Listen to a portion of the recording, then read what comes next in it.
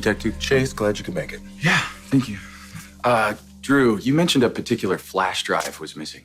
Yeah, it contained Dr. Andre Maddox's notes and my memories prior to 2012. Okay, assuming that's what Shiloh was after, what could he do with the flash drive on his own? I doubt he can do anything with it without help. The timing of the theft was perfect. I was just having upgraded cameras installed next week. Did you get the Metro Court cam footage? It's being reviewed. I had Shiloh brought in for questioning last night, and while he was at the station, I sent a team here to gather evidence. He had an alibi for the time frame of the theft. Of course he did. Sam and Jason saw him at the park, and then later I saw him upstairs at the restaurant. Of course, Shiloh denied hiring anyone to break in. So right now we're focusing on any remaining Dawn of Day followers, especially since we know Shiloh's pattern for getting his devotees to take the fall for him. Well, it had to be him because the man wouldn't stop asking me about the flash drive or my memories. How did he know where it was? Did you ever discuss the whereabouts of Shiloh? Never. Never discussed the location in public? You know what? Several times, yeah. If Adani overheard you, they could have passed the info on to Shiloh. Well, regardless, he's got the flash drive now. So what the hell does he intend to do with it?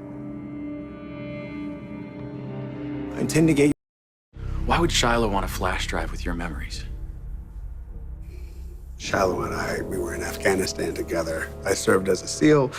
He was a contractor. I'm sure it has something to do with our association. Stealing that flash drive proves that he was desperate. The more desperate he gets, the more dangerous he becomes. We know he's staying at the Midwood Motel. We need to search his room for the flash drive before he has a chance to do anything with it. I'm gonna request a warrant, and I'll be in touch.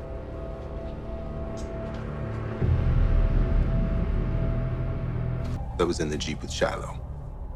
Charles, Tex, Owen. That's right. Yeah, I asked the Navy for information on him. I'm still waiting for it. So, Yeah.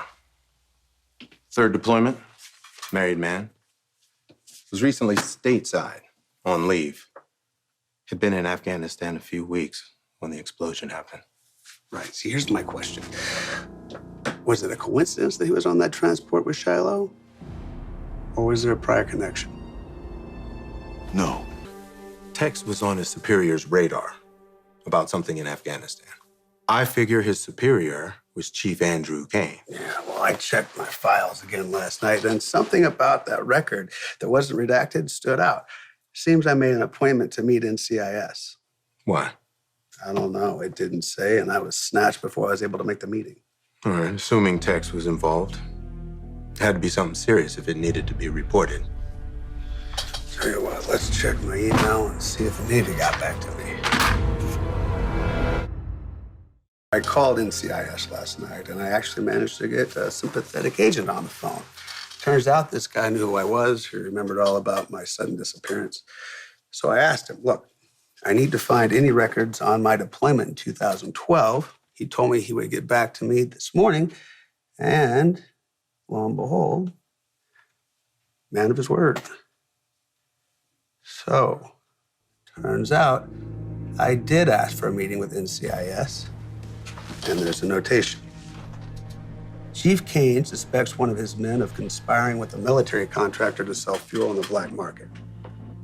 What do you want to bet that that contractor is one David Henry Archer, a.k.a. Shiloh? I must have known that Tex and Shiloh were selling fuel on the black market. I was going to report them to NCIS, but I got kidnapped before I got the chance. Shiloh has had a year to go for that flash drive. Why is he so hot to trot now? I mean, he knows you don't want to uncover those memories. Clearly, Shiloh wants to uncover those memories. Maybe he stole the flash drive because there's something on it that he needs to get to that only I knew.